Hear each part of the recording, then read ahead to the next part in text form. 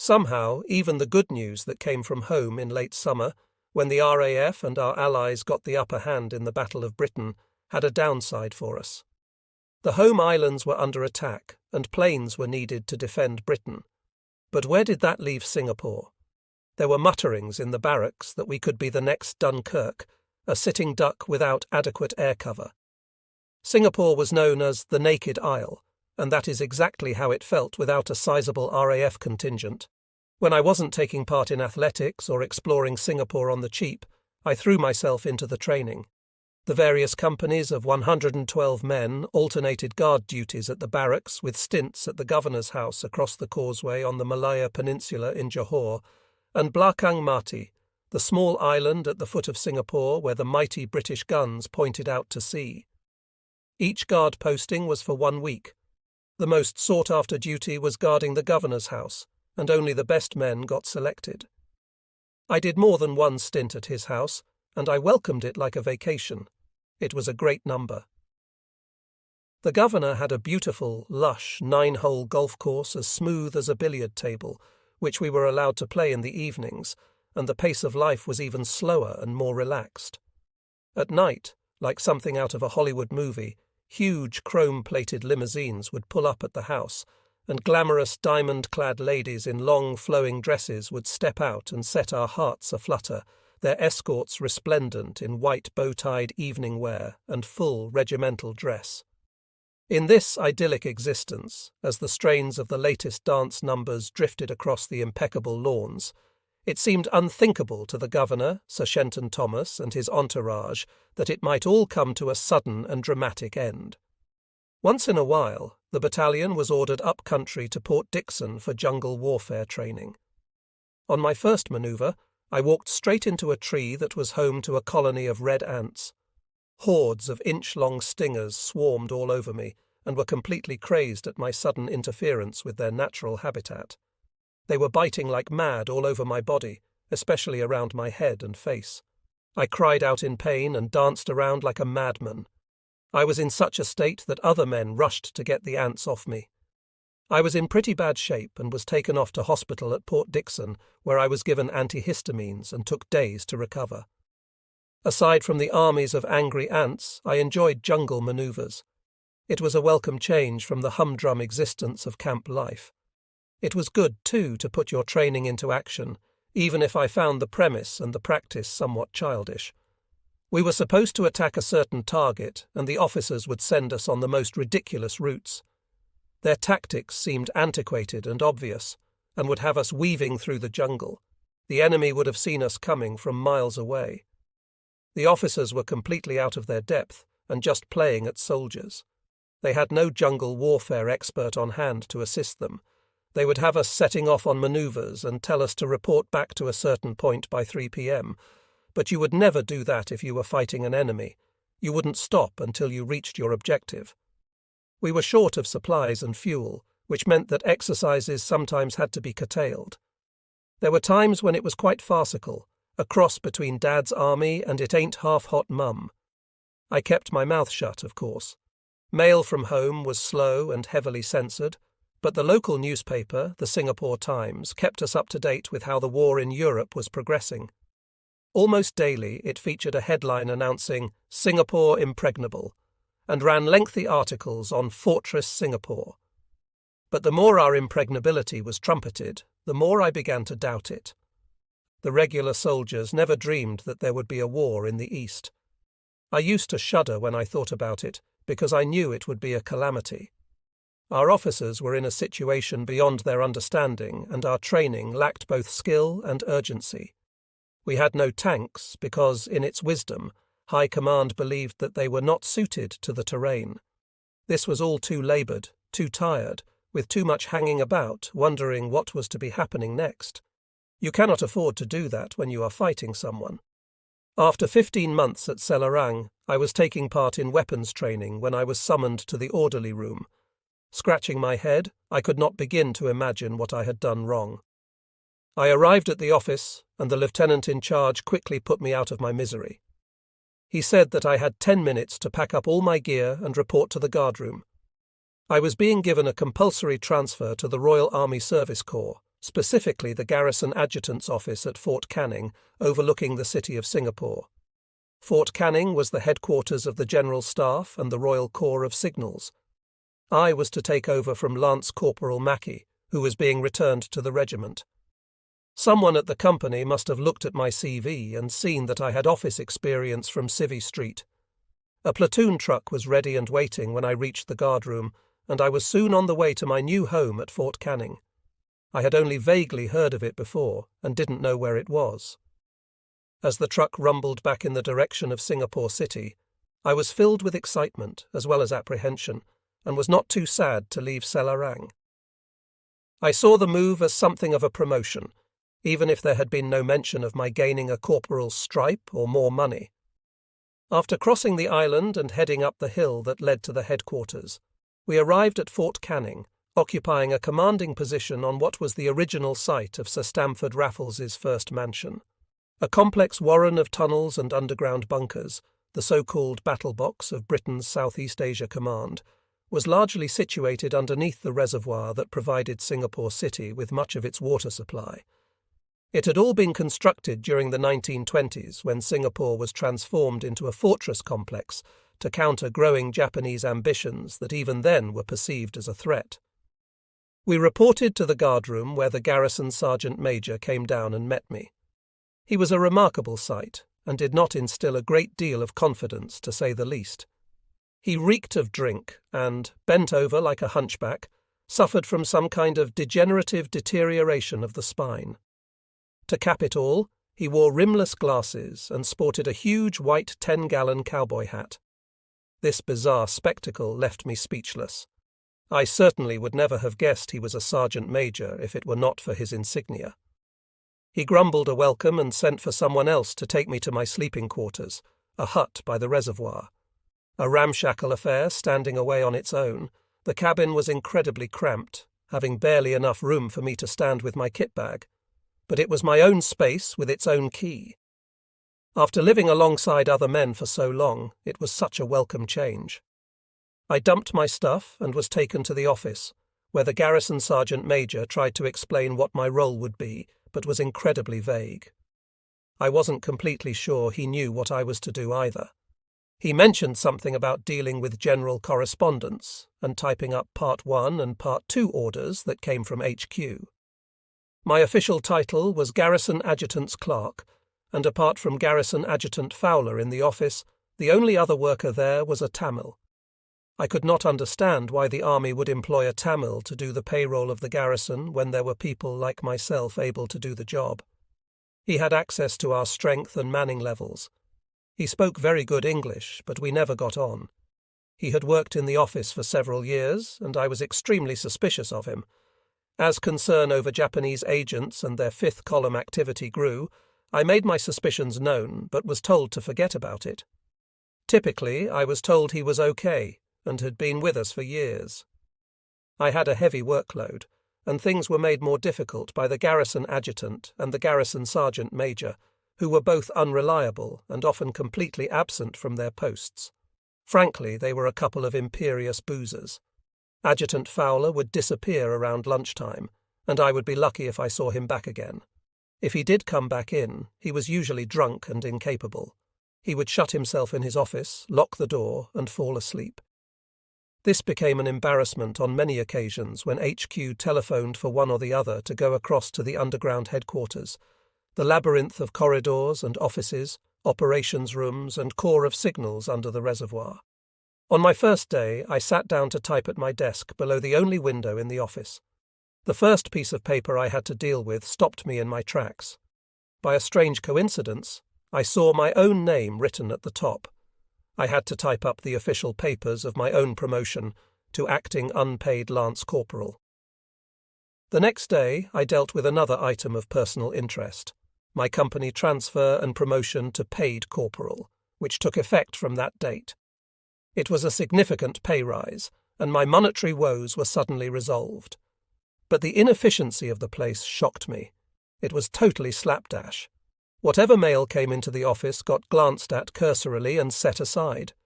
No one would want to deal with it, and things just piled up. While the garrison adjutant was off living the life of Riley, I knuckled down. I worked very long hours, starting at 8 in the morning instead of the 9 o'clock required starting time, and working through till 10 p.m. most nights. Despite the mountain of work that lay ahead of me, and my reservations over my Tamil co-worker, I enjoyed the job. They left me alone to get on with things, and I think I did a better job than the previous fellow. There were no drills or parades, and the accommodation was a lot better. I played tennis at courts in the grounds of the fort with some of the Signal and Medical Corps officers. I quickly made friends, more so than at Selarang. I became very friendly with a signals man from Blackpool called Tommy Barker. A lot older than me, about 35, he had been in Singapore with the Territorial Army for a few months before war was declared. We got talking one night in the mess room and discovered a mutual passion for ballroom dancing. Tommy, who had a wife and kids back home in the north of England, talked about the Tower Ballroom and the great times he had had there. He had seen all the major ballroom championships and was well versed in who was at the top then. As the passes were issued by our office, most weekends I could easily obtain a ticket to leave the fort. So Tommy and I agreed that we would visit the dance halls of Singapore at the earliest opportunity. We did not have long to wait.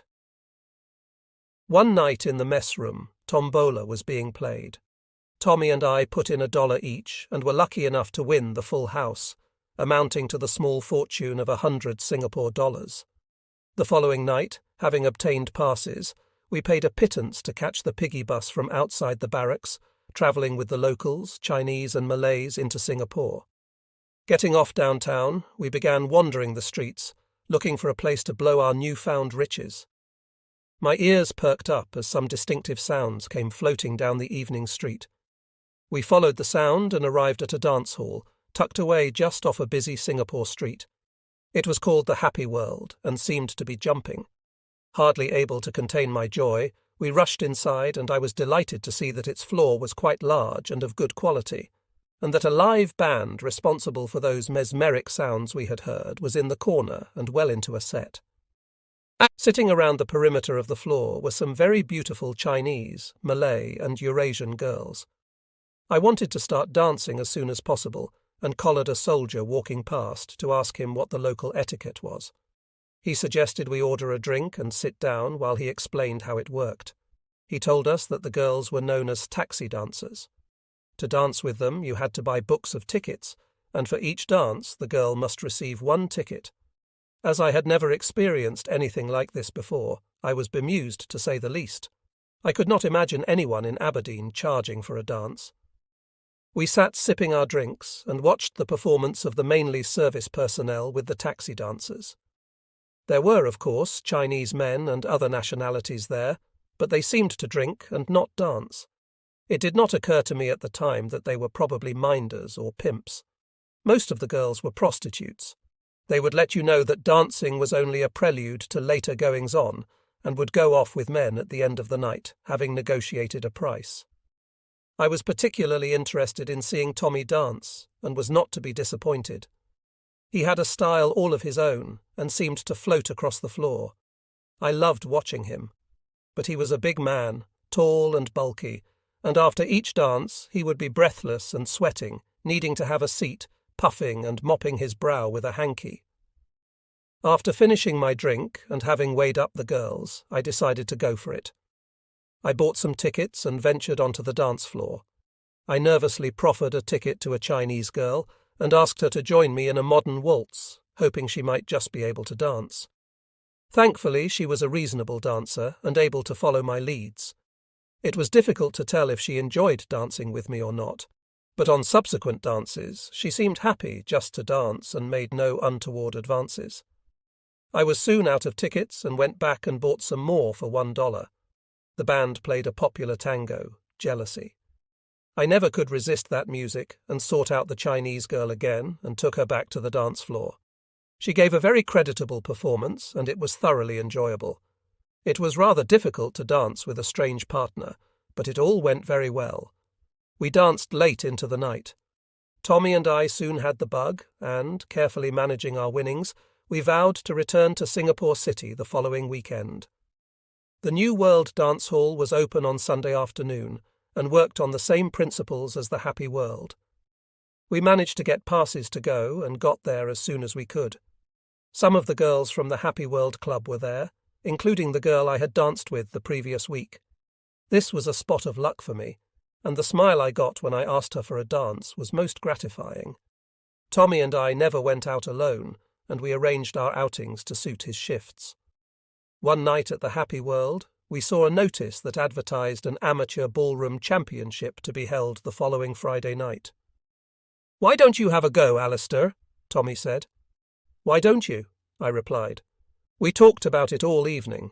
Tommy was very persistent, to such an extent that he approached my Chinese partner, the lovely Nita, to ask if she would enter the championship with me.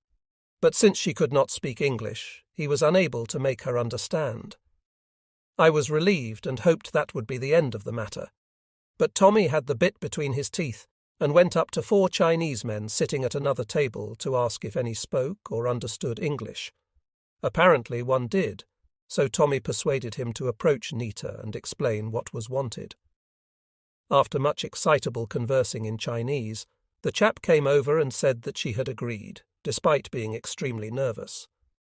It was arranged that we would be there on Friday, and as Tommy and I returned to the fort, I tried to persuade him to enter too, but he was adamant that he would simply be the cheerleader. Friday night duly arrived with the 2 of us, dressed in whites with highly polished brass buttons, looking as good as one can in army uniform. For once the dance hall was full when we arrived. Lo and behold, Nita was dressed in a beautiful long white evening gown and had a very special hairdo. This was very pleasing, and in my own bashful way, I managed to convey to her that she looked stunning. We had a few dances together before the competition started. Tommy was fussing and telling me just to go out and enjoy it. He helped put a number 6 on my back as we sussed out the competition. The Chinese were dressed in tails, while the Navy, Army and Air Force all had representatives. The dances were waltz, slow foxtrot, quick-step, tango and Viennese waltz.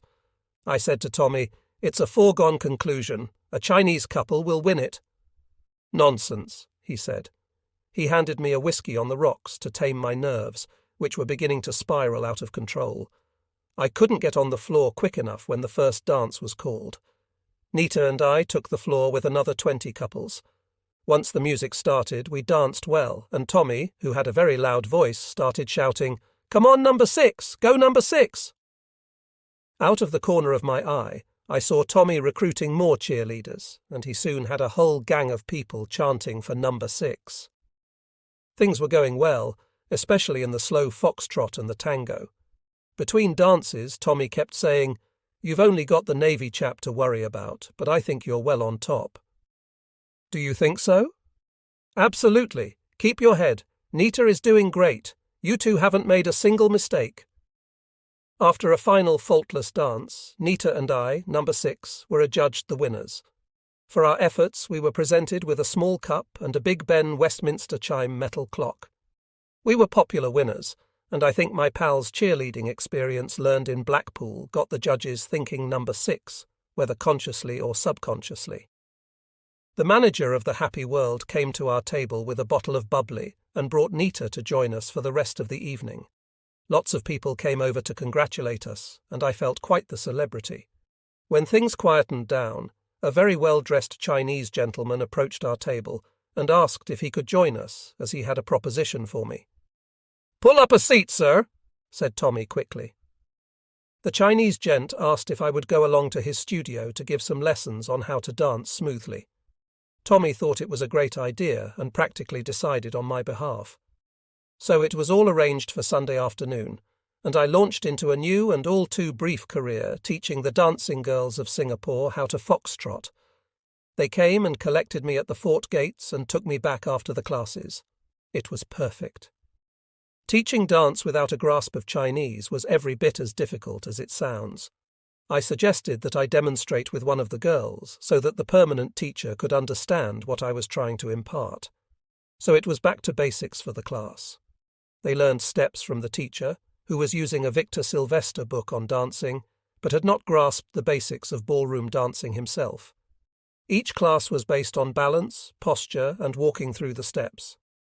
Initially, I spent time working with the men because they are to be the leaders, and I explained that all dances came from the hips. Then, with the ladies, I explained how to avoid getting their toes trodden on. A few weeks later, they were progressing well enough to introduce some variations to the basic steps. The Chinese were very good at learning and had supple bodies. Suffice to say that a few really good, smooth dancers emerged from the class, and most of them went on after the class to the New World Dance Hall, where I met up with Tommy, who benefited from all this by getting free dances for the afternoon, as the teacher paid for the girls' tickets. As I approached my second Christmas in the tropics, the band was playing on in Singapore, but the new Japanese government, headed by the warmongering Prime Minister Tojo, was keen to call a different tune. By now, Britain was fighting for its survival in Europe, and the Japanese could act to seize Malaya and half of the world's rubber and most of its tin in one fell swoop. Tommy, a corporal in the signals department, kept me in the picture about the latest developments and Japanese movements. It had been obvious for some time that things were hotting up. Reinforcements were arriving from Britain, and in February 1941, the Queen Mary would sail in with 6,000 Australian troops to bolster the Singapore garrison and strengthen the lines up-country in Malaya. The pace of evacuation of women, children and civilians was also increasing ominously. Singapore began to resemble less of a boom town and more of a frontier town. As reinforcements continued to pour in, tensions between the Australians and the Argylls sprang up and regularly spilled over into massive punch-ups and wild drunken brawls. The Argylls were even known to take their bugler with them to summon reinforcements when the inevitable boozed-up battles broke out. On the 2nd of December, HMS Prince of Wales, the brand-new battleship that was the pride of the British Navy and which a few months earlier had hosted Churchill and Roosevelt's North Atlantic talks, steamed into Singapore accompanied by the mighty HMS Repulse, a First World War vintage cruiser. These two naval giants and a handful of destroyers were intended to act as a deterrent against Japanese aggression, in what seemed like a throwback to the era of gunboat diplomacy. But the army also had a plan, Tommy revealed. Matador, he said, swearing me to secrecy, was the code word that would signal an imminent Japanese invasion. The British, Australians, Indians, Gurkhas and Malayans would launch a preemptive strike and turn our beaches into killing fields, forcing the Japanese back into the seas. At Fort Canning we waited for the inevitable. We waited for Matador, and we waited and waited. One evening, Tommy sat down next to me in the mess with a worried look on his face. "I think the Japanese are coming. Keep it to yourself. The bosses are talking about launching Matador." The news was hardly unexpected, but having your worst fears confirmed was still pretty grim. "I thought they would be coming," I said, reading the seriousness etched on Tommy's face.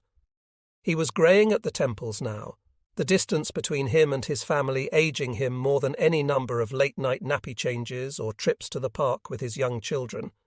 He said, "Hopefully we'll be prepared for them, but I doubt it as much as you do. We are going to be in for a rough ride. Let's just hope the Nips are as disorganized as we are." "Invaders are always organized," he observed glumly, slumping back in his chair. "Are you scared, Tommy?" "You betcha. You?" "You can say that again."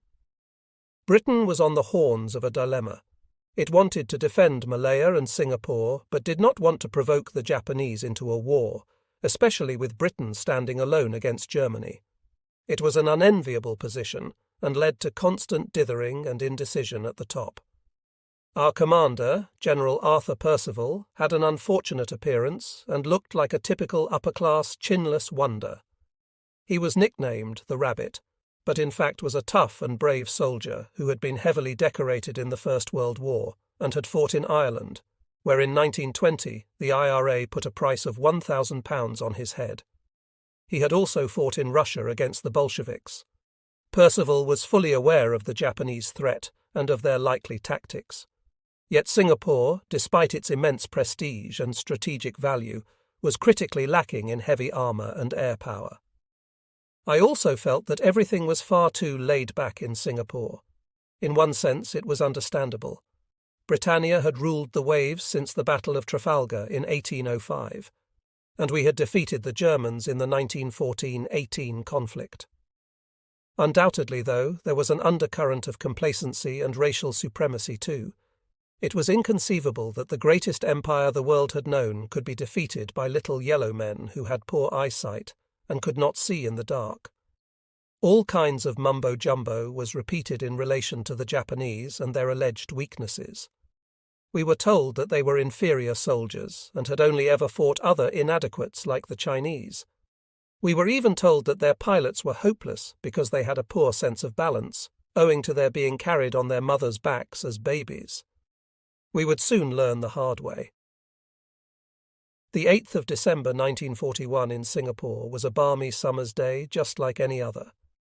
The only unusual thing was the failure of our trusty Tamil to show up for work as normal. The tempo of work at the base had really increased, and late in the evening I was still dealing with papers in the office when, at around 10 p.m, a tremendous explosion just 50 yards from my small office sent me diving under the desk for cover. Japanese bombs had started raining down on Fort Canning. The first bomb had exploded on the nearby tennis court, leaving a 10-foot-wide crater on the baseline and rocking my office. Huddled under the desk, scared to death and waiting for the next bomb to drop, I realized this was it. War. I would finally learn why my father's hands shook during thunderstorms. I should have known that the 8th of December was to be the day.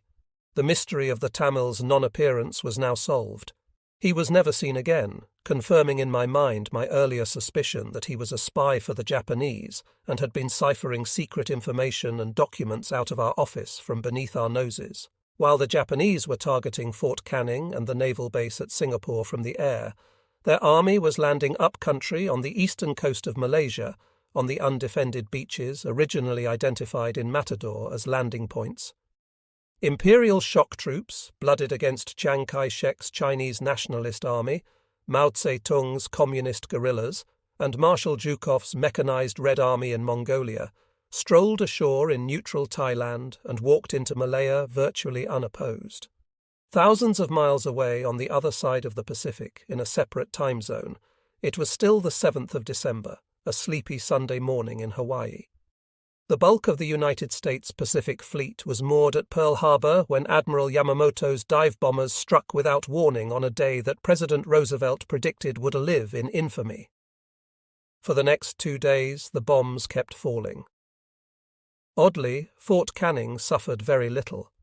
Whether it was because the fort was situated on a hill, or because the Japanese calculated that they could not get to the underground complex, I never knew, but we escaped most of the bombs. They always seemed to fall short, and the main buildings bore little actual damage. Singapore was not so lucky. The city was ill-prepared for this Oriental blitz. On that first night, no order was issued to black out the lights in the city, and from Fort Canning I looked down to witness the incredible sight of Singapore ablaze with streetlights, their glow acting as a magnet for Japanese bombers and their fighter escorts, which buzzed around the city like wasps around a jam pot. There was insufficient British air support either. Hopelessly outnumbered, our pilots took to the air on kamikaze missions. Tragically, some of our planes were also shot down by our own anti-aircraft batteries. Soon the Japanese had mastery of the skies, and a great black pall of smoke hung over the city. Singapore was burning.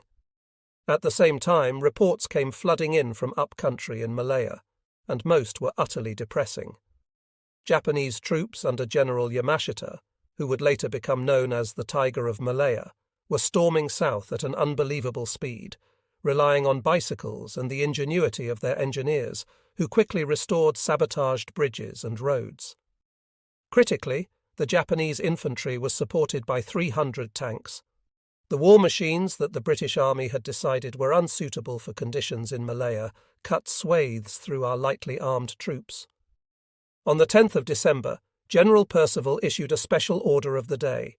He announced, "The eyes of the Empire are upon us. Our whole position in the Far East is at stake. The struggle may be long and grim, but let us all resolve to stand fast, come what may, and to prove ourselves worthy of the great trust which has been placed in us."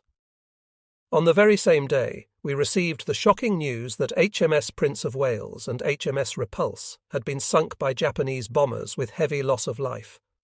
A vital component in our defence had gone, and the loss of these mighty ships had a devastating impact on our morale. Incredibly, with the enemy bearing down on us, the bungling continued. Colonial civil servants refused the army use of civilian telephone lines or transport for the wounded from up-country. Railway officials were adamant that civilian passenger trains run as normal, while Red Cross and troop trains were shunted into sidings. It was yet another example of the complacent colonials and their snooty attitude towards the Army, Navy, and Air Force. Did they think we were out there for a picnic? Their lack of cooperation played right into the hands of the Japanese, whose active fifth column was wreaking havoc with our lines of communication and had been working on intelligence for many years prior to the invasion. The paperwork was dropping on my desk even more frequently than the bombs that fell around us. I had moved a camp bed into the office, so I could be there 24 hours a day to handle urgent papers. Besides, sleeping in my small wooden hut all on its own, exposed on the banks of the reservoir, was an unattractive option. On the day the Prince of Wales went down, a lance corporal marched into the office and handed me a piece of paper signed by Colonel Graham himself. The Gordon Highlanders were sending 3 boy soldiers to Fort Canning, and I was to be put in charge of them. It ordered me to look after these 3 boys, 2 of whom were brothers, for the duration of hostilities. They had joined the army as bandsmen, and Colonel Graham had given them the option of trading their uniforms for civvies and going with the civilians. To their credit, they decided that they had joined the army as Gordon Highlanders, and it was their duty to stay on and fight. And so 14-year-old Freddie Brind, his elder brother James, 15, along with 16-year-old John Scott, were sent to me that very day. It was a bit scary. I had never had the responsibility of looking after anyone other than myself. It would have been bad enough if there hadn't been a war on. I had no idea why I was chosen to look after them. There must have been some discussion at Selarang as to what they should do with the boys, and perhaps they thought they would be safer at Fort Canning than anywhere else. They could hardly have sent them out with the troops. When the boys arrived, they looked as if they had just walked in from the bridge of Don Barracks. Shiny as new pins, they were in full Gordon Highlander uniform with kit bags at their sides. They were petrified, like startled rabbits caught in headlights, and twitched nervously at the constant air raids. I had not had a chance to think what to do with them, but felt the safest thing was to accommodate them in the basement below the office. It was not very habitable, but it was safer than being above ground, especially in my isolated hut just begging to be bombed. At least here I could keep an eye on them. Acquiring 3 iron bedsteads and an old wooden cabinet, I took the boys down and set them up a makeshift home. I commandeered as many magazines from the mess room as I could, and took those to the boys as well, anything to keep their minds busy. They were pretty relieved to be ensconced in the basement, and were so glad to be out of harm's way, relatively speaking. When the siren sounded to signal a momentary all clear, I let them up into the office and kept them occupied with some work. They were fairly obedient, through sheer terror more than anything else. Freddie, despite being the youngest, was most definitely the ringleader. A little under 5 feet tall, with hollow cheeks, he was dark-skinned with a mop of curly brown hair and brown eyes. He was the dominant personality by far, and always getting his older pals to follow him. He was very cheeky and ribbed me endlessly, but in quite a likeable way. I could never be mad with Freddie. He had a way of flashing a smile, with big wide eyes that glinted in good humour, or turning a phrase, which made you think butter wouldn't melt in his mouth. Even with people telling him to go to hell, he would break into a grin and shrug. He was the most charming of rogues, and a real artful dodger. If Freddie was the extrovert, his brother Jim was the exact opposite. He was about the same height, but slightly sturdier, and had very little to say, to the point where I thought he had a speech difficulty. He did not stutter or stammer, yet he was a slow speaker, and found the right words hard to come by. Maybe because Freddie spoke so fast and so frequently, Jim had allowed himself just to fade into the background. The Breens lived in Singapore. Their father had completed a 23-year stint with the Gordon Highlanders, and his last posting was in India, where both boys were born. On leaving the army, he moved the family to Singapore, where he took over warden duties at Changi Jail, the purpose-built prison constructed by the British. He stayed on at his post in Singapore and was subsequently captured by the Japanese. The boy's mother and sisters successfully escaped from the besieged island on one of the last ships out and returned to the family's original home in Brentwood, Essex. Like Jim, young John never said a word either. He was an Aberdeenshire farmer's son, tall and gangling, but dour and rather simple. He followed Freddie around like a lamb, and I could not get through to him. Christmas Day 1941 was a day like any other. Bombs were falling, and in Singapore City innocent men, women and children were dying. Up-country in Malaya, the fighting was intense. Reports cascaded into the office, and the boys were as scared as hell. It was the first time in my life that I had not celebrated Christmas, and I smiled to myself as I thought of what it would be like back in snowy Aberdeen. How I longed to be there with my loved ones. It was always my job to polish the silver and set the table, a task over which I took infinite care. After gorging ourselves, we would gather round the piano, and Mum and Doug would take turns to play our favourite tunes. The festivities always ended the same way, with Auntie Dossie singing her party piece, "When You Come to the End of a Perfect Day." I had a good singing voice too, and would join in. I thought of them all that Christmas, and wondered when, if ever, we would meet again. And then I vowed that we would meet again, and that I would join in singing with Dossie at the end of a perfect day. Across the South China Sea in Hong Kong, it was anything but a perfect day. After a 17-day siege, the British surrendered to the Japanese. Hours earlier, Japanese troops had entered the city and celebrated Christmas in their own special way, by torturing and massacring 60 wounded patients and doctors in St. Stephen's College Hospital. Watching the progress of the war through the correspondence that passed over my desk only heightened my anxiety. It was like a tide that could not be stemmed, and the army was in full retreat, fighting valiant but ultimately doomed rearguard actions. Civilians were fleeing down the Malay Peninsula and heading for Singapore, desperate to escape. During this time, when boredom had well and truly set in for the boys, they either got hold of my hut key or opened its door by force. Whatever their method of entry, they managed to get in and rummage through what few personal possessions I had. They found my gramophone and records and went through all of my photographs. When I found them ransacking the hut, I chased them out and ordered them into the basement, where I gave them a hell of a rollicking. I lectured them about respecting other people's property and privacy. Jim and John were very apologetic, while Freddie was typically all milk and honey. They were lucky lads. Just 2 days later, the hut received a direct hit during an air raid. It was blown to smithereens. Nearly everything I owned, including all of my personal belongings, was lost. Luckily, I still had some clothes and personal photographs, including snaps of my family and Hazel, in the office, and counted myself lucky not to have lost them. Up-country, meanwhile, Malaya was the scene of bitter hand-to-hand fighting. Australian, Indian, Gurkha and British units distinguished themselves with heroic but increasingly ineffective resistance. The Japanese were distinguishing themselves too, and there were alarming reports of barbaric massacres of civilians and Allied prisoners. In Penang, the occupying Japanese promptly massacred 700 local Chinese, beheading and bayoneting them. The fighting was getting closer to Singapore all the time. So were the atrocities. On the 22nd of January 1942, after fierce fighting at the village of Parit Sulong in Johor, retreating Australians were forced to leave behind their wounded. What followed became the first of many atrocities against Allied prisoners. The Japanese General Takuma Nishimura ordered them killed, and his subordinates gleefully obliged, bayoneting, drowning, and burning alive the wounded men.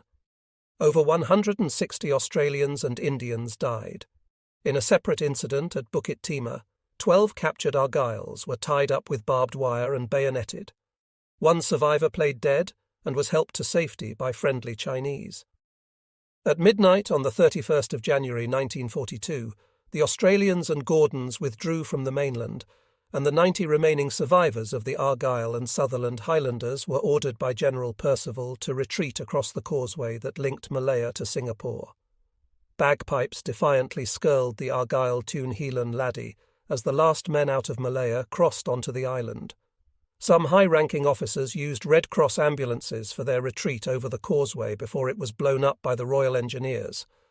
Now Singapore was on its own. The only force that could have helped us was lying at the bottom of Pearl Harbor. A mishmash of 80,000 men from at least half a dozen nationalities, and from both regular and volunteer regiments, some with little or no training, were defending the island with rapidly diminishing air support. Morale plummeted, and when our engineers blew up the huge British naval base to deny its use to the Japanese, it plunged even further. The whole point of Fortress Singapore had been to protect the giant Keppel naval base that we had just blown up on Churchill's orders. It was obvious that the game was up, and troops began to desert in large numbers. Singapore, which had very few air raid shelters for the civilian population, stood in chaos, and an epidemic of lawlessness and looting broke out. There were thousands of deserters, particularly among the Australians, who were more Bolshi than us, and who could see that it was impossible to fight without air cover. Many of these men fought to get on the ships sent to rescue women and children, and the military police were forced to fire over their heads to stop them storming the gangways onto the ships. Dozens swarmed aboard by shimmying up the mooring ropes, so desperate were they to get out and escape. Yet, incredibly, troop ships were still arriving, disgorging into this abyss more young Australians, many of them poorly trained. Some had literally never fired a shot. They were lambs to the slaughter. It was an awful waste. Fort Canning soon became the prime Japanese target. For the first 2 weeks of February, the Japanese kept up a barrage of bombing and shelling aimed at the underground battle box and its surroundings. To us, huddled on the hill, ridiculously poorly armed and basically defenceless, the shelling was much worse than the bombing, and more accurate too. The shells whistled in all the time, and we could only pray that our names were not on them. We were just so vulnerable. The boys were especially scared, and stayed below in the basement. Even the normally effervescent Freddie remained uncharacteristically quiet and subdued. It was a terrifying time for all of us. On the 8th of February, just 2 months after the first bombs fell, the Japanese landed on the island and intense fighting ensued. From our hilltop position, we could see much of the action. A few days later, they entered Singapore City, and then on the 14th of February came the terrible news that Japanese soldiers had committed a massacre at the Alexandra Military Hospital. 323 patients, doctors and nurses were systematically murdered in the shadow of the Red Cross that was meant to protect them. The invaders actually bayoneted some of the patients on the operating table. When I read the signal about the massacre, I could not believe my eyes. It sent my stomach into knots and my mind reeling. But I resolved to keep quiet about it. There was no point in spreading fear and alarm. Churchill had urged a fight to the end, and General Archibald Wavell, our supreme commander, told troops that it would be disgraceful if the much-hyped fortress of Singapore were lost. But to me, it was inevitable that we would fall. All of my previous experiences in Singapore, the arrogance, frivolity, and sheer ineptitude, suggested we were no match for anyone, let alone a well-organized and determined aggressor. On the 15th of February, shortly after the news of the Alexandra massacre arrived, the shelling stopped and a ceasefire was proclaimed. With good reason, Percival feared another assault of Nanking, the 1937 massacre which had seen the Japanese slaughter 300,000 Chinese over a 6-week period. With water cut off and no air cover, the situation was deemed impossible. During humiliating negotiations in the Ford factory, Percival was bluffed into surrendering to an overstretched and much smaller Japanese force. Amazingly, for reasons unknown, no order was given to us to destroy the files at Fort Canning, and when the Japanese came marching in 24 hours later, they helped themselves to all of our military secrets. The end of the shelling came as a relief, but we lived in terror of the Japanese arriving, and the fear of the unknown gnawed away at us. The boys kept on asking what would happen to us. Naturally, I kept the news of the Alexandra Hospital events to myself. I did not want to panic the young lads, who were fearful enough already. After 2 weeks of shelling and now surrender, we were a bag of nerves. I think that feeling sorry and concerned for the boys prevented me from feeling sorry for myself. On the 16th of February, the Japanese entered Fort Canning. Sometime during mid-morning, I was standing in the office with the boys when, looking out the window, I saw Japanese soldiers for the first time. The privates came ahead of the column and rushed buildings, bundling everyone outside. The boys went extremely quiet and retreated into the corner of the office. Barely able to keep my voice from breaking, I whispered, "Be very quiet and do what they say." Then suddenly 2 Japanese soldiers burst into the office. They were quite young and very volatile, excited and angry. Their eyes looked filled with fury and hate. Yammering and screaming in Japanese, they began jabbing their bayonets at our chests. It was so petrifying, I felt as if the bayonet had pierced my heart, and I was staring death in the face. The boys behind me looked on in abject, open-mouthed terror. I had no idea what these soldiers in their mud-coloured, oversized uniforms were saying, but in a daze, I handed over my old rifle and put my hands over my head. Thoughts of Alexandra Hospital raced through my mind. They punched, slapped, and kicked us outside, where an astonishing sight met our eyes. Hundreds of men filing out of the underground bunker, their hands above their heads, fear writ large across their ashen faces. They lined up alongside us. Then everyone was rounded up at bayonet point into rows and left standing. As we waited for a long time in the burning midday sun, some of the Japanese privates went down the rows of fearful soldiers, snatching watches off wrists, cigarette lighters, packets of cigarettes, pens, money, stealing anything of value. No one had the temerity to object to the thievery.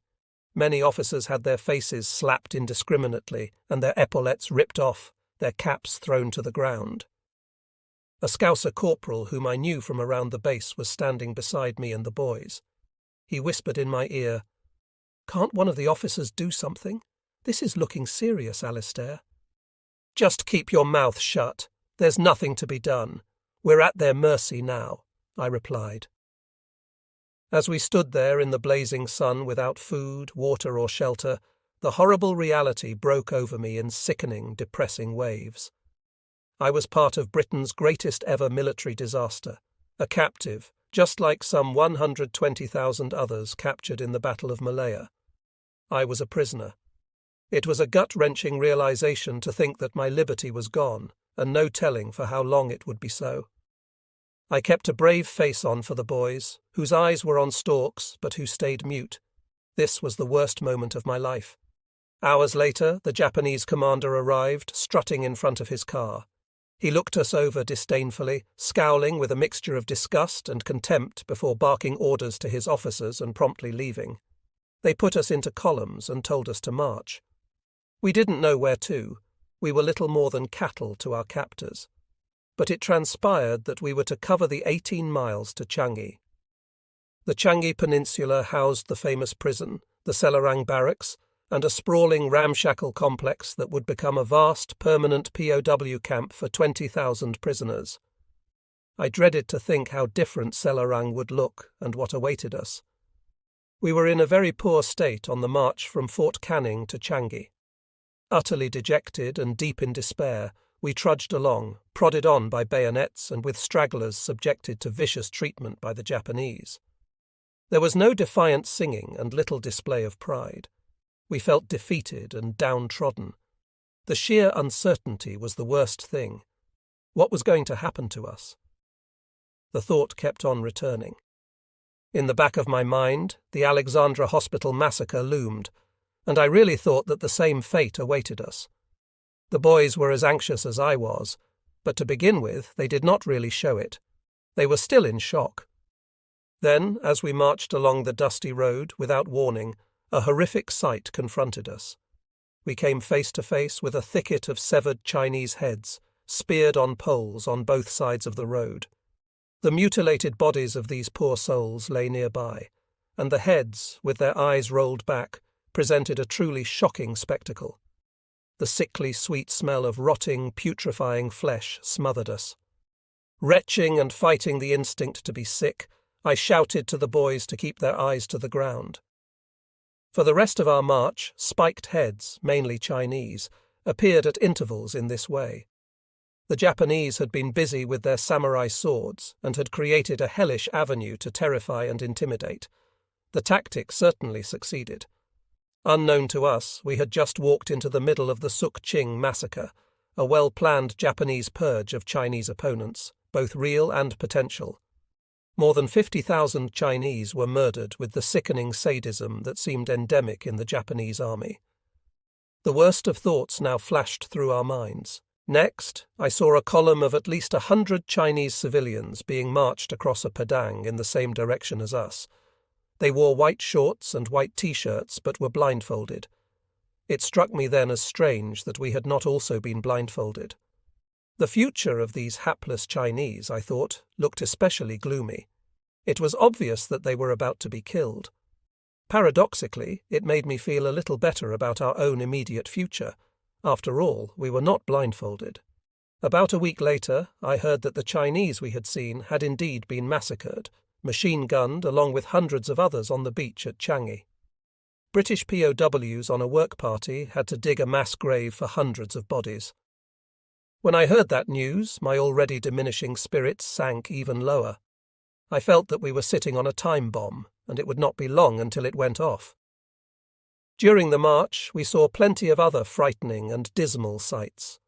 Bloated and shattered bodies of all nationalities, both civilian and military, lay strewn everywhere, covered in great blankets of flies. Some of the local population lined the streets, waving Japanese flags, welcoming the invaders with open arms. They sneered and spat and snarled at us. Only the Chinese seemed restrained. They knew only too well what Japan's offer of Asia for the Asians really meant, but many of the Tamils, Malays and Sikhs fell for it.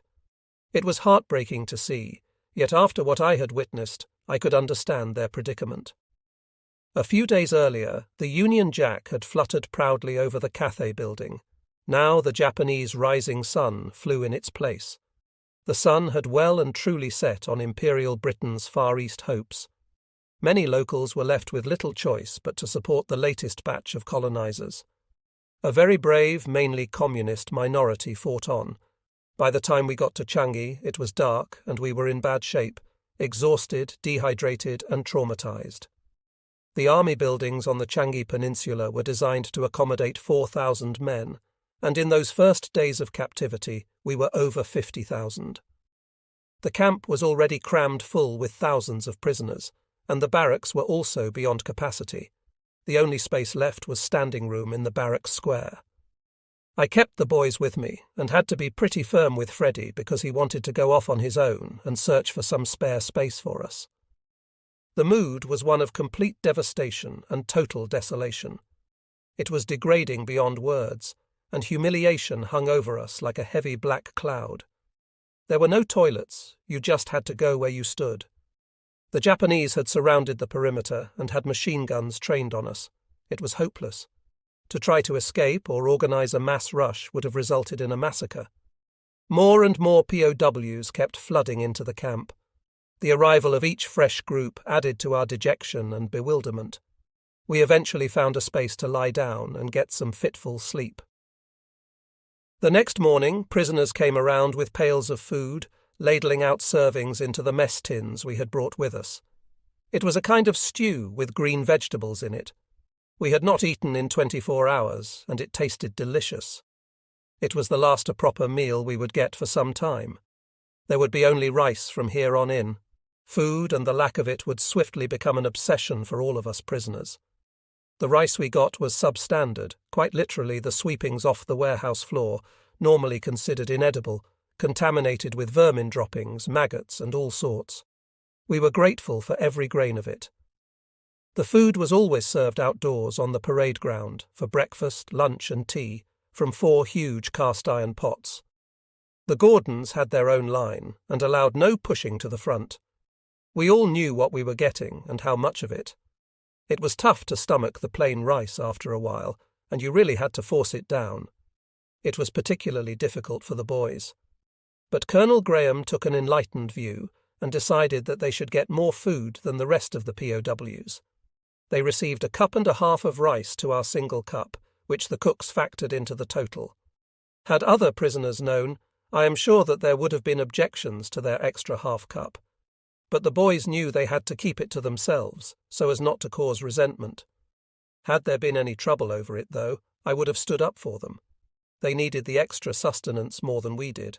They were going through puberty and needed what little extra boost a half cup of rice could provide.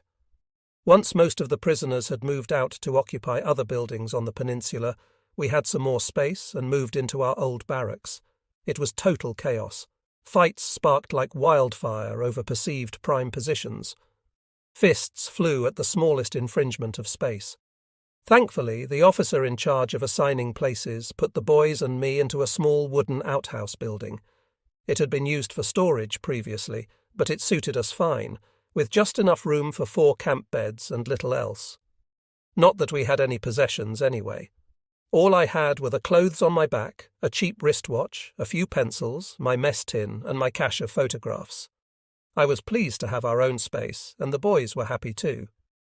The shower facilities were based in the main part of the concrete building complex, and the cold water was on only briefly, usually for an hour in the morning. You could not drink it because it was not boiled, and the risk of getting ill was too great. But it did help to try to wash some of the dirt and grime off, and it made us feel better for a short time. I tried to get the boys to wash every day. While the other 2 took some persuading to shower, Freddie required no prompting. He was always fussy about his appearance. I had 1 piece of soap, which we shared. We had to make it last, which was very difficult with cold water because it was so difficult to work into a lather. When it came to brushing your teeth, there was no toothbrush, just some water and your finger.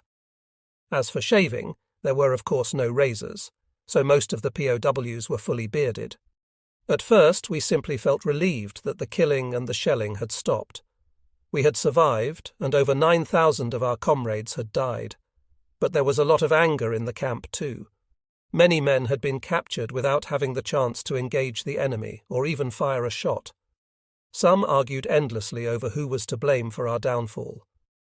If only we had been sent tanks, if only we had enough aeroplanes, if only we had launched Matador, if only we had sunk the Japanese Navy before it got too close, if only— Churchill wanted to keep Singapore British, but it was well down the list of priorities when it came to resources, behind the defence of Britain, the campaign in North Africa, and the need to send arms to the Russian front.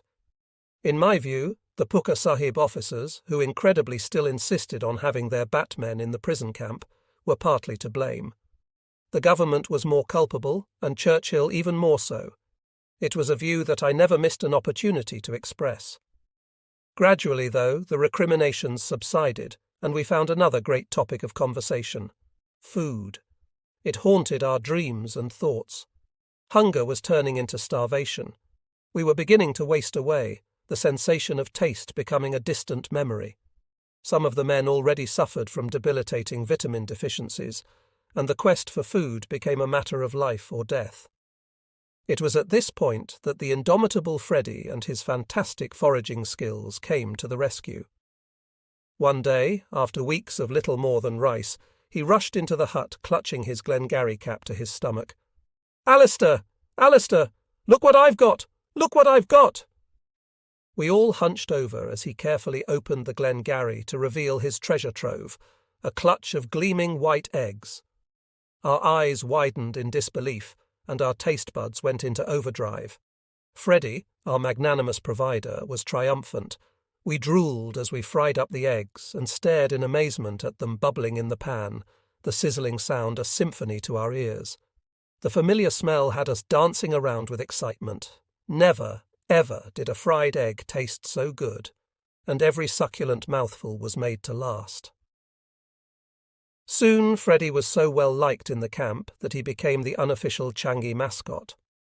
Darting about the place, he refined his scavenging skills and brought smiles to the faces of men who had little to smile about.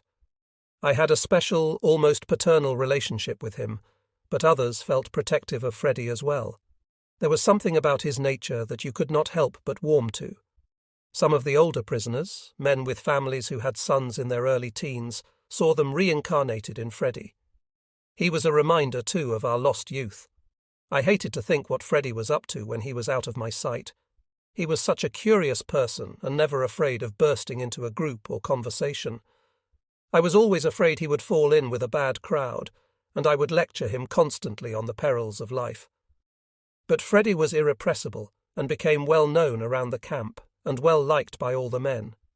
He had such vitality and could bring energy to any situation. Nobody had a bad word to say about him. He reminded them of life before the camp, of a better world that existed beyond the wire in a different time and place. Most nights the boys and I went up the grassy hill that dominated Changi to chew the fat. Boredom was a huge problem, not just for the boys, but for me too. Invariably it led to depression, and we did all we could to fight it. I managed to snaffle a deck of playing cards, which helped pass the time.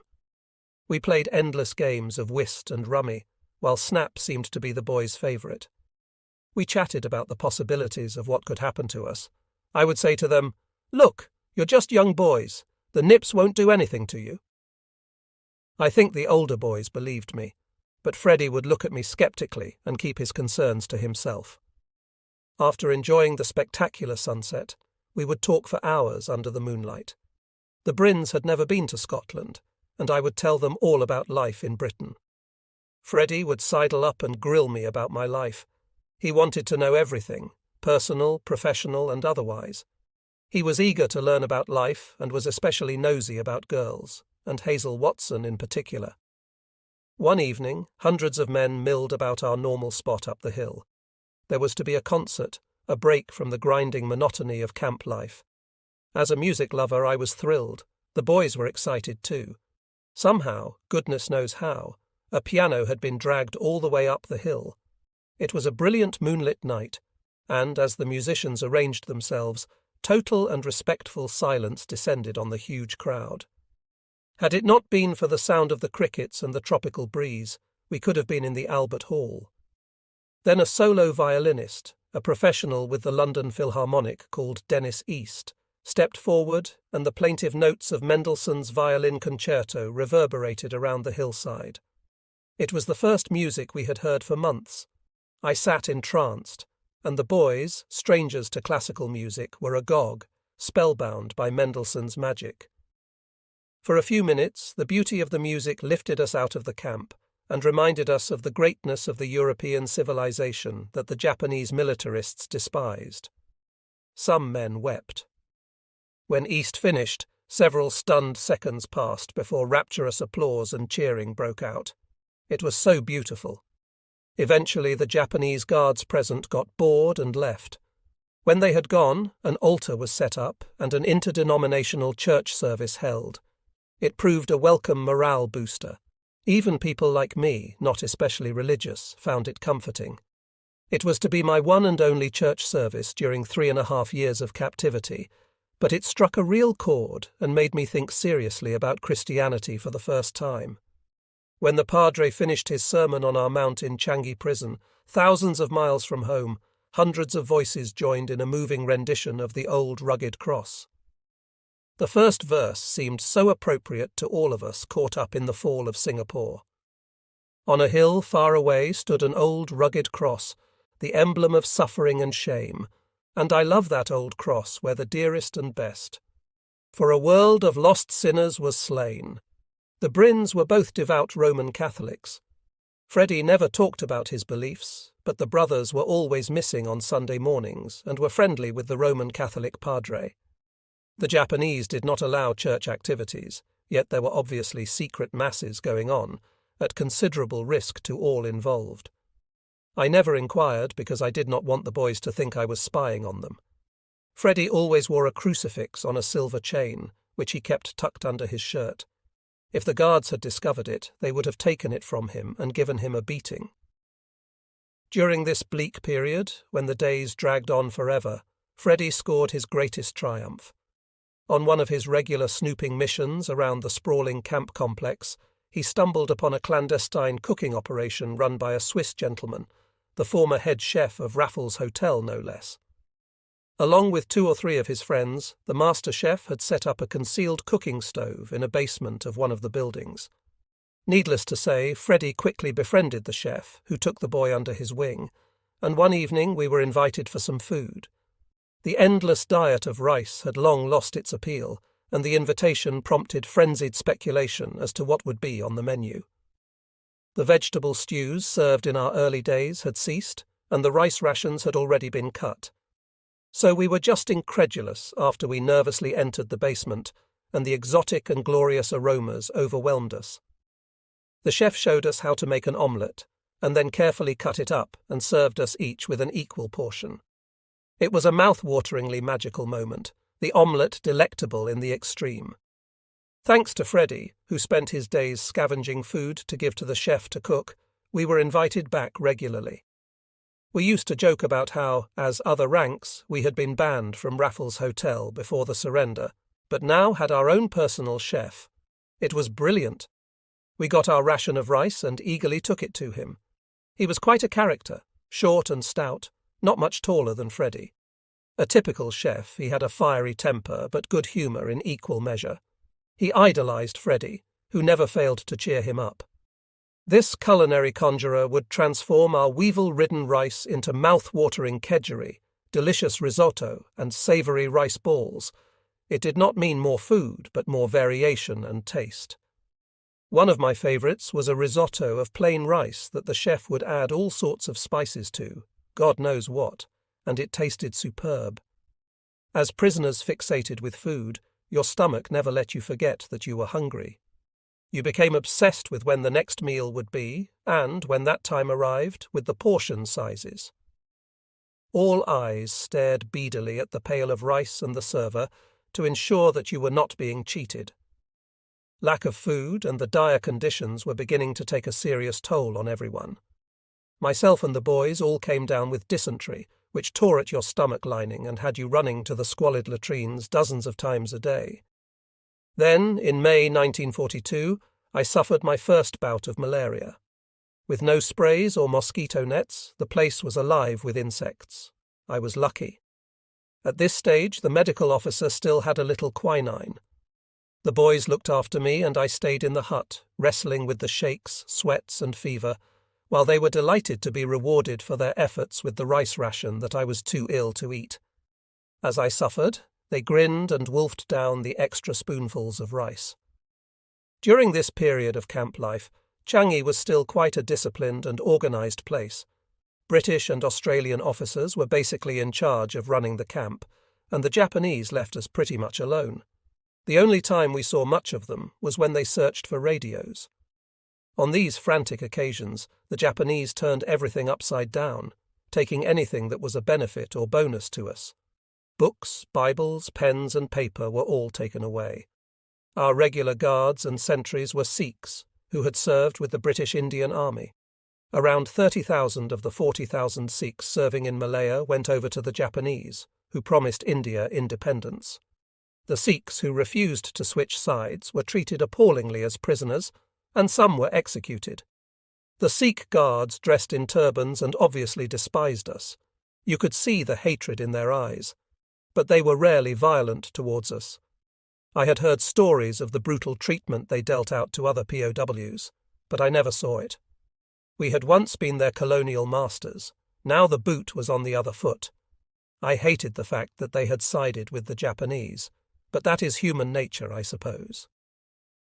One day, a few weeks after our arrival at Changi, Captain Folder, the education officer, approached me. He inquired, "Are you the one in charge of these lads?" "Yes, sir." "I've heard a lot about them. Turned down the chance to go with the civilians, eh?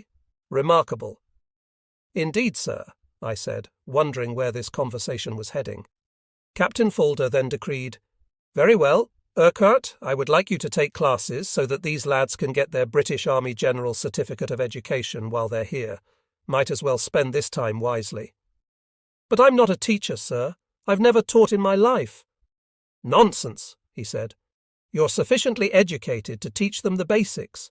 We've got a room for you to start immediately. Come along, I'll show you."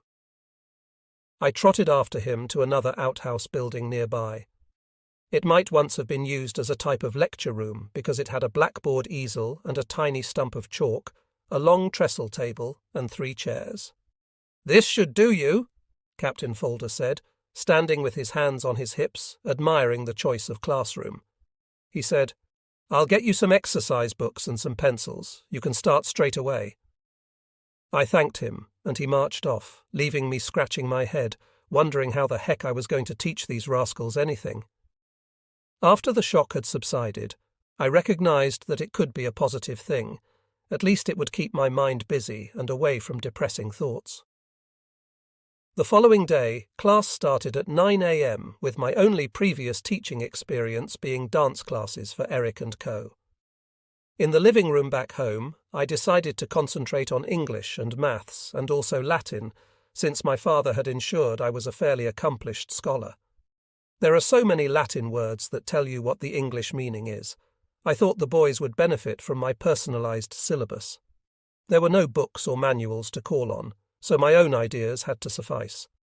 We worked for 2 hours on the basics, and I tried to keep them interested by asking questions relating to the outside world. While Freddie was by far the most intelligent, he was also the most restless. He was forever daydreaming out of the window or distracting the others, who were slower and inarticulate. Jim was rather backward in his work, and his ponderous handwriting was almost unintelligible, like a hen's scrawl, as I used to tell him. They hated the lessons more than I did, but it kept us all occupied. After 2 hours, we stopped for lunch and a break. We continued in the afternoon for a further 2 hours, but the schedule was flexible. If I got fed up, which occurred frequently, the day would be called off short, much to the boys' delight. After 3 months, they were ready to sit their exam. I had high hopes for Freddie, but was unsure as to how the other 2 would fare. Much to my surprise and general delight, they all passed and received handwritten certificates, signed by me, that confirmed completion of their British Army General Certificate of Education. Hastily typed-up certificates were later presented to the boys, and Freddie was extremely proud of his, especially when he learned that his army pay would now be increased. Not that it did any good in the camp. Meanwhile, most of the men went on work parties during the day. I was very lucky, exempted since I had a duty of care towards the boys. The others went to the very docks where I had landed less than 2 years earlier, or to the aerodrome to clear trees. In the first few months, the men could work hard in the tropical heat because they were in relatively good health. But as their health deteriorated and their body weight dropped due to the poor diet, fewer and fewer of them came back from the work parties. Many were visibly withering away and, suffering from dysentery or malaria, dropping like flies. The officers had even to designate a new work party, whose sole function was burying bodies. The work parties taken to Singapore harbour to work on the docks, unloading shipments of rice, sugar, meat and vegetables, plundered as much as they could. For starving men, the temptation to help themselves was just too great. The Japanese deemed stealing food the most heinous of crimes. Some paid with their lives for a handful of rice. Guards administered savage beatings with iron bars, staves and pickaxe handles that left men paralysed and blinded, and others dead. The dreadful dangers, however, did not stop starving prisoners from taking their chances. There was constant paranoia in the camp that some men were acting as spies for the Japanese. Anyone seen being called to their offices regularly and who returned unscathed was singled out as suspicious.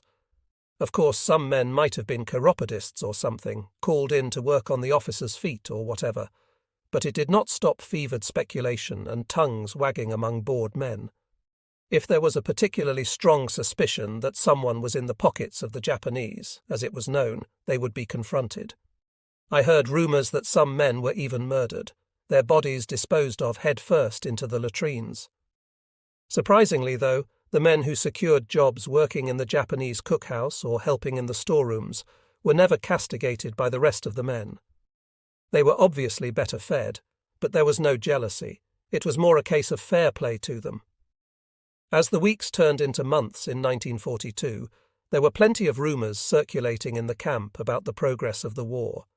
We heard of a huge armada sailing from England with the RAF to save us, major sea battles, and Japan running rampant through the Pacific, taking island after island.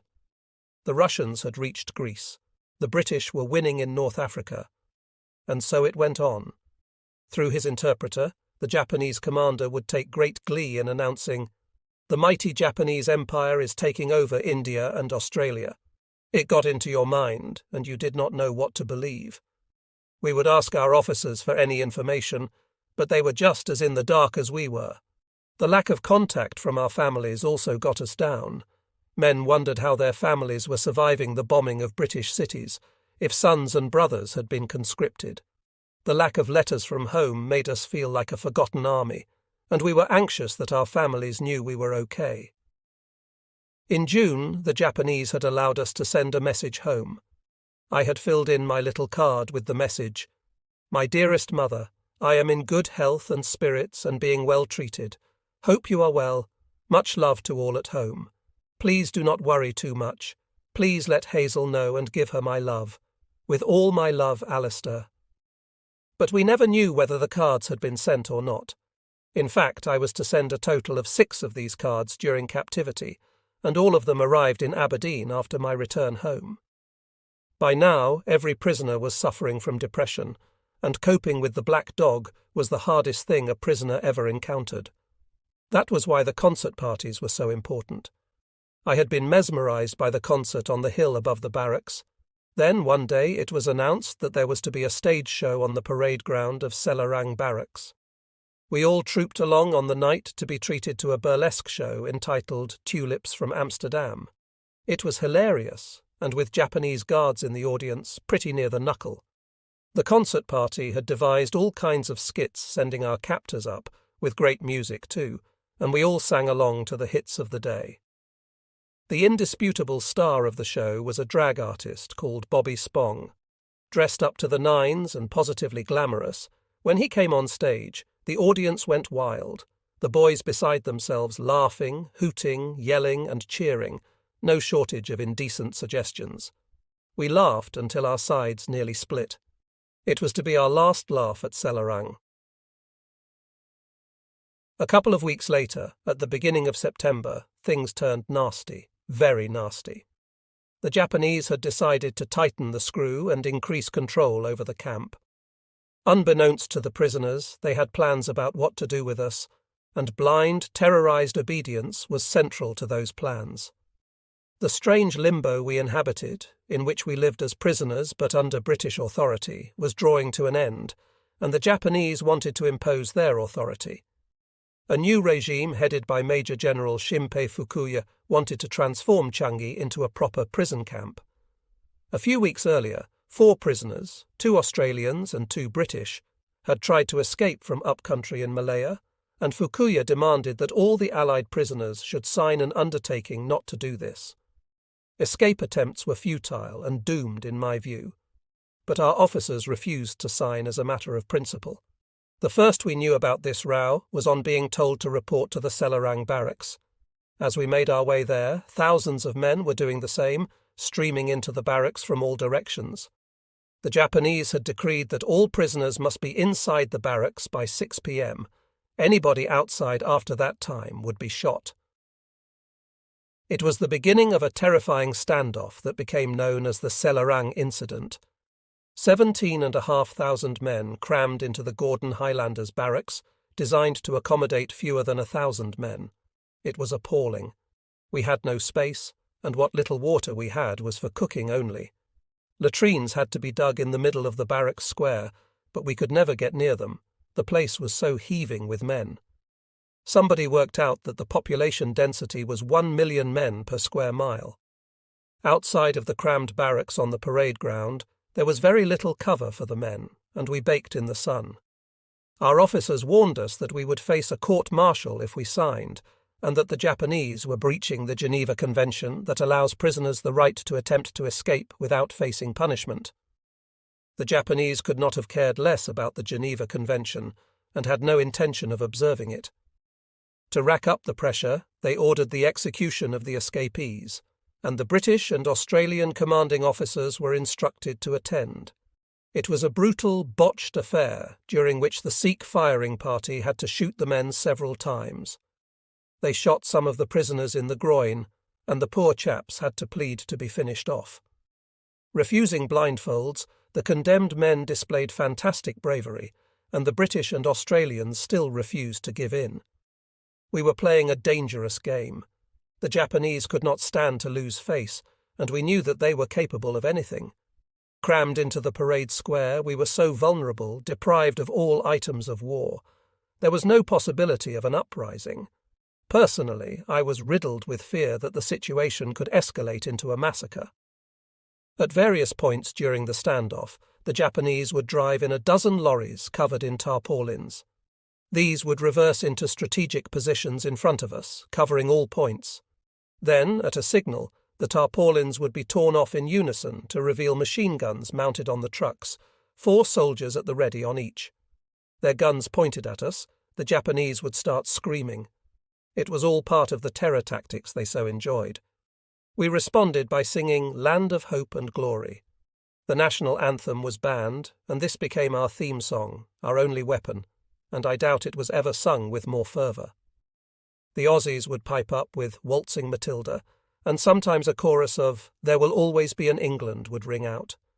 As conditions deteriorated and more men went down with dysentery and diphtheria, singing was a way of keeping our spirits up. But I always believed that we were all going to be massacred. On the 3rd day of the standoff, conditions had become really desperate, and men began to die of dysentery. I tried to keep a brave face on things for the sake of the boys, but it was an awful ordeal. We were down to half rations, constantly thirsty, and had hardly room to lie down. Sleeping was a problem. Still, we stuck it out, and then the Japanese played their trump card. They threatened to transfer in 2,500 sick and wounded men from the hospital in the nearby Roberts Barracks. It would have been mass murder, and reluctantly our officers agreed to sign, but insisted that it be recorded. We did so under duress. At last it was over. We were ordered to sign a piece of paper that read, I, the undersigned, hereby solemnly swear on my honour that I will not, under any circumstances, attempt to escape. We all lined up to sign, and it seemed to take ages. Some men signed as Mickey Mouse or Robin Hood, while Ned Kelly was a popular choice with the Australians. After standing in line for hours, it finally came to my turn. I signed as A.K. Urquhart, but deliberately made it an illegible scrawl so I could deny it if need be. Once you signed, you were moved to your new barracks, or camps as they now were. As Gordon Highlanders, we stayed put at our barracks in Selarang, along with some members of the Malay volunteer force. The Japanese used Selarang as a propaganda victory. They could boast to their population about how cowardly we were, how easily they had taken Singapore, and that we were a feeble enemy. The Selarang incident was mentally and physically draining. We had been on an emotional roller coaster, playing for the highest stakes. It also marked a dark new phase in our relationship with our captors. We were surviving each day at a time. Every day seemed longer and tougher than the previous day. Freddie was the only one who did not seem to be suffering. One steamy October day in 1942, a British officer's runner found me at my hut and snapped, "You're to report to Lieutenant Emsley's office straight away." "What for?" I asked, annoyed at his abrupt manner, which seemed uncalled for. The runner looked at me and said with a wry smile, "You're down to go to a holiday camp." I reported to Lieutenant Emsley's office. He said, "You've been selected to go on a draft up country. Get organised and be ready for parade at 8 a.m. tomorrow." He refused to tell me any more, but I suspected even he did not have more information. I trudged back to my hut, trying to make sense of the news, wondering what he meant by up country and how to tell the boys. They would be devastated. Back at the hut, I sat the boys down and relayed the news, emphasizing the part about it being a holiday camp. They were understandably upset. Jim asked, "But who will look after us?" "An officer will make sure you are looked after," I said, trying to keep my emotions in check. While I was only a few years older than the boys, I had become a father figure to them over the last few months. We had formed a strong bond, and it was being ripped apart. They felt abandoned, and I felt as if I had failed them. I did not sleep a wink that night. I scrunched my eyes tight to block out the horrible visions, but all I could see were images of us being taken away to be executed. I imagined being led into a field and shot in the back, machine-gunned on a beach, bayoneted or beheaded on the deck of some Japanese warship. The next morning I said my goodbyes to the boys. It felt like leaving my family all over again. None of them tried to stop me. They knew it would be futile, yet their eyes betrayed their fear and concern. As I was about to leave, Freddie grasped my arm and, with tears welling up in his eyes, said, "See you later, mucker." I reported to the parade ground, trying as best I could to compose myself. Despite my anxiety, I had to focus on what lay ahead. I was joined by 20 or 30 other Gordon Highlanders out of the 500 or 600 stationed at Changi at that time. Cleverly, the Japanese did not send a whole bunch of men from one battalion together. They always took care to split us up. None of the Malay volunteers billeted at Selarang had been selected for this mysterious task, whatever it was. The Japanese officer in charge began shouting in staccato, and through his interpreter broke the good news. He told us, "You have been selected as the best men for this duty. You will go to a holiday camp, where you will work for 3 days, have 4 days rest, have good food, good conditions, and everyone will be happy if you work hard." Our officers had been told that we were moving to specialist camps, where food would be more plentiful than in Singapore. In these hill camps, we would be supplied with blankets, clothing, mosquito nets, and even gramophones, along with medical supplies to equip a new hospital. There would be no marching except for short distances from the trains to nearby camps, with transport available for the sick and unfit, as well as our baggage. The ill men would have better prospects for recovery in a pleasant hilly place, with facilities for recreation. Thousands of miles away, Japan's European ally, Nazi Germany, was issuing similar rosy promises of resettlement in the East to Jewish families. Some of the men, desperate to believe that their luck was changing, actually believed it all and were excited at the prospect of filling their bellies and escaping the drudgery of the docks. There were cheers and shouts of, "Let's go!" and sounds great. Firmly believing that we were about to be massacred, I kept silent, my jaws locked with tension. I had seen the Japanese capacity for cruelty firsthand and could not believe this cock-and-bull story about holiday camps. It was astonishing that so many did. We were taken into Singapore on the back of lorries, the first time I had been in the outside world since our capture 7 months before. Despite the burned and bombed-out buildings, Singapore seemed back to normal. The Chinese went about their usual activities, cooking, bartering loudly, playing mahjong, gambling, and dexterously peddling rickety bicycles with chickens in wire cages on the handlebars. Yet it passed in a blur of colour and noise. I was more interested in where we were being taken. Our officers knew, but we did not, that we were to travel by train. By the time we arrived at the station, hordes of British prisoners were already standing about. I recognised the uniforms of men from the Argyll and Sutherland Highlanders and the Royal Artillery. Seeing such a large number gave me comfort. Surely they would not massacre all of us. Hundreds of men milled around, slow in their movements, mindful of the Japanese machine guns. Some prisoners were being herded into tiny steel goods wagons in randomly selected groups of 35 to 40. The Japanese mixed everyone up, separating them from the herd-like safety and companionship of their regiments. You could see close friends drifting apart in the melee while desperately trying to stick together. The trucks had previously been used for transporting goods like rice, sugar, and rubber. They looked like shipping containers, but were smaller, with large sliding doors. Those squashed inside the wagons were pleading with the Japanese not to force any more men in. Some trying to clamber aboard with kit bags had them chucked off by those already inside, who shouted, "No room for that, we can hardly stand." A young private, a Gordon Highlander alongside me in the truck from Changi, turned and said, "I hope we get a carriage with some seats." "I doubt it," I mumbled. Another Gordon piped up sarcastically, "Aye, one with a window. and maybe a drinks trolley. It must be 90 degrees already. God knows how hot it's going to be inside those wagons. We were taken from the back of the lorry to join the swarm of prisoners embarking on the trains. I felt sick with trepidation. There was an air of sheer terror. Men were almost dancing on the spot, hopping from foot to foot, unsure what to do with themselves. The Gordons, who had earlier cheered that we were off to a holiday camp, looked horrified. "They told us it would be like Butlins. This doesn't look like a holiday to me. We're going to die."